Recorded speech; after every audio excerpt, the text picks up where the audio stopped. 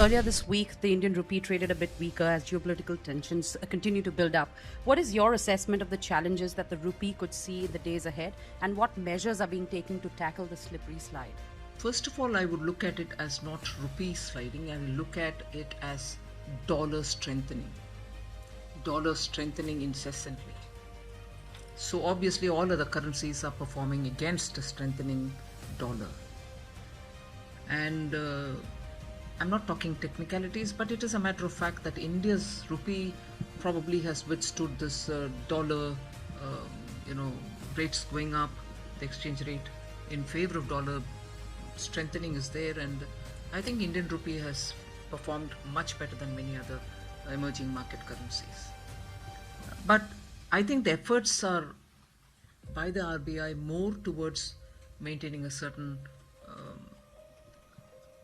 let's say, more towards seeing that there are not too much of volatility. It is not to intervene in the market to fix the value of rupee.